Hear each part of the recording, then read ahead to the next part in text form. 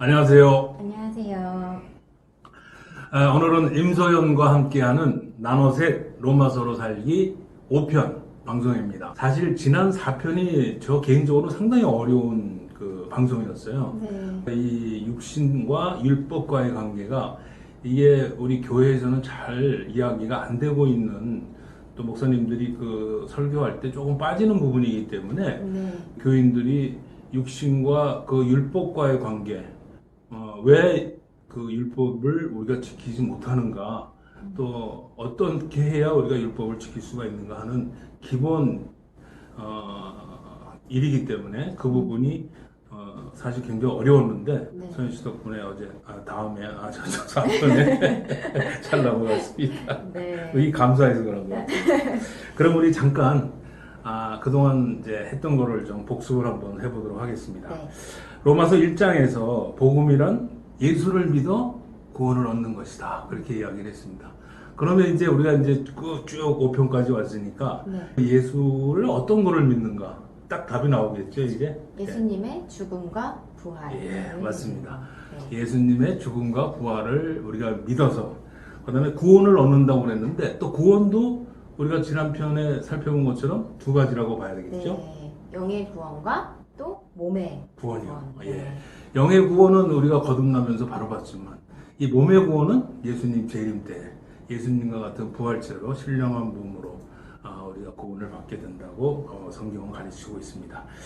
자, 그리고 이제 두 번째, 로마서 5장에서 인류에게는 두 명의 대표자가 있다. 네. 아담과 예수님. 예수님. 네. 이 대표자 잘 만나야 됩니다. 이거 네. 대표자 잘못 만나갖고 생고생하다가 이게 뭐 평생 마치는 사람들이 너무 많죠. 그렇죠.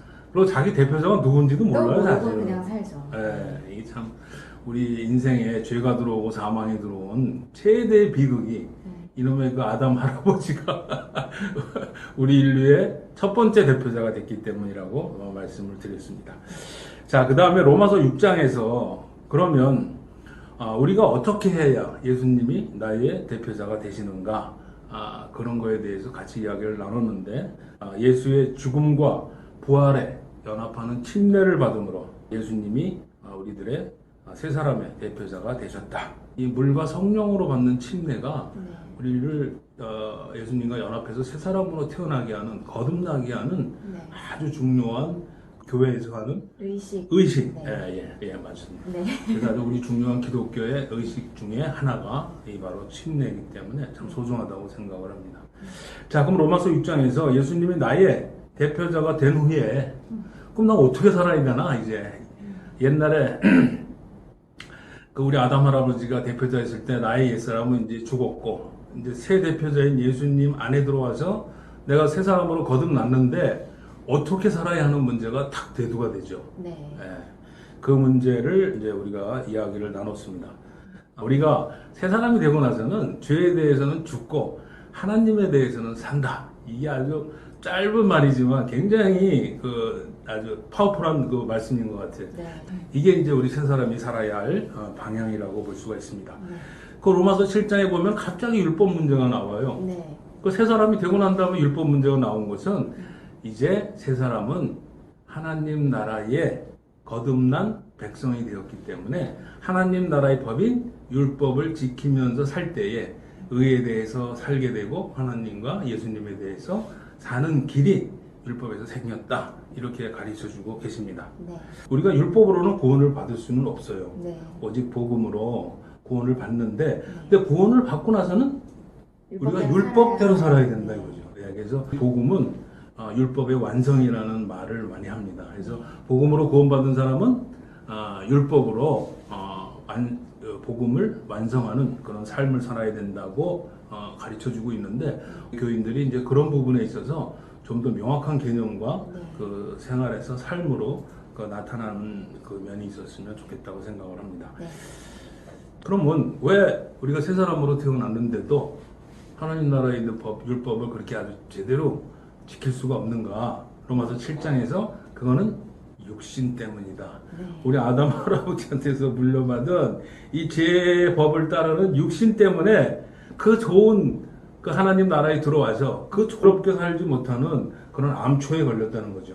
근데 뭐 이 암초는 우리가 얼마든지 극복할 수 있는 암초.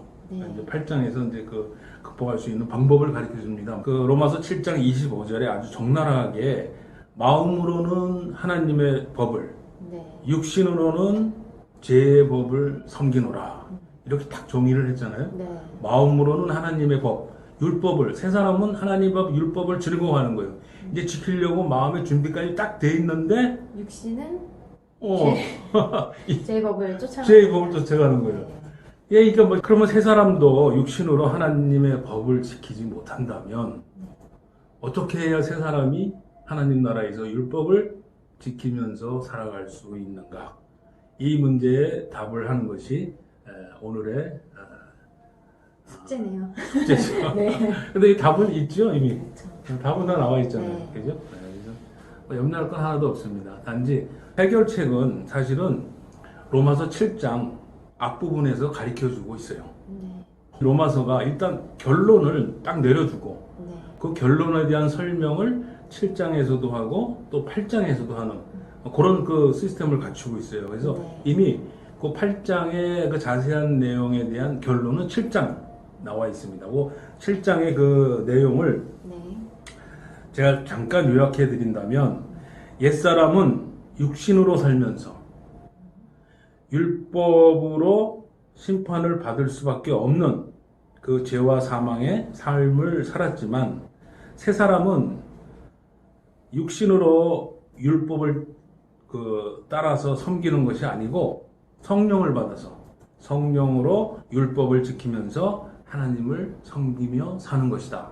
이제 이게 바로 포인트네요. 포인트입니다. 네. 그러니까 육신으로 율법을 지키려고 하면은 백전백패. 네. 이제 하나님이 보내주신 새로운 우리의 헬퍼, 성령. 헬퍼, 성령님. 성령님의 도움을 받아서 그 율법을 지킬 수 있는 길이 열렸다는 거예요. 이게 정말 멋진 그 하나님의 선물이라고 생각을 하고 네. 이게 또 우리 복음의 그 또 핵심이라고 생각을 합니다. 새 사람이 되면 성령으로 율법을 지킬 수 있게 돼서 육신의 그 정죄함에서 해방됐다 하는 그 말씀이 유명한 로마서 8장 1절부터 4절까지 있습니다. 네. 한번 읽어보도록 하겠습니다. 그러므로 이제 그리스도 안에 있는 자에게는 결코 정죄함이 없나니 이는 그리스도 예수 안에 있는 생명의 성령의 법이 죄와 사망의 법에서 너를 해방하였습니다. 율법이 육신으로 말미암아 연약하여 할 수 없는 그것을 하나님은 하시나니 곧 죄로 말미암아 자기 아들을 죄 있는 육신의 모양으로 보내어 육신의 죄를 정하사 육신을 따르지 않고 그 영을 따라 행하는 우리에게 율법의 요구가 이루어지게 하려 하심이니라.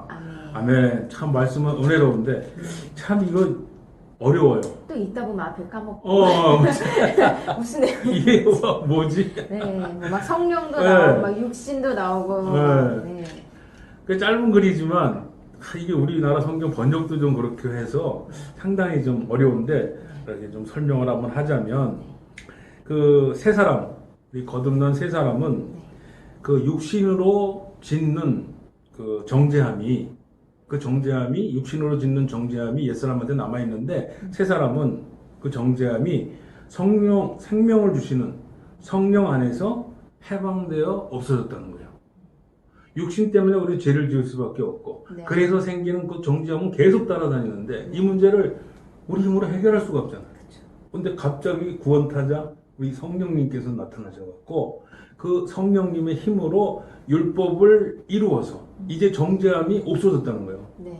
육신이 그 예수님이 성령을 보내주셨고 이 성령이 육신의 그 죄로 율법을 지킬 수 없는 것을 지키게 하심으로 우리가 이제 죄의 정죄함에서 해방됐다. 그리고 딱 그거를 선언을 해주고 있습니다. 네. 근데 여기서 또 설명을 해주기를 정죄감에서 우리가 해방이 되었는가?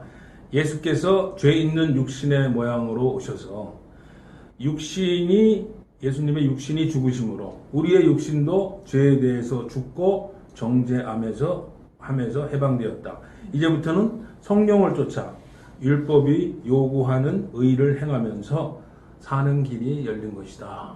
네, 이런 큰 정말 놀라운 그 선포가 이 8장 1절부터 4절까지 있게 된 겁니다. 네. 이 비밀이 이게 사실은 엄청난 비밀이라서요. 이건 철학적인 조건으로도 알 수 없는 거고 또 우리 그 복음을 떠난 나머지 어떤 종교에서도 이 영역에 이를 수가 없다고 보는 겁니다. 그 사람들도 죄 문제 때문에 많이 고민을 하지만 이런 방식으로 하나님이 아들을 보내고 또 성령을 보내서 이렇게 죄의 문제를 해결한다는 것은 우리 복음에밖에 없는 진실이라고 생각합니다.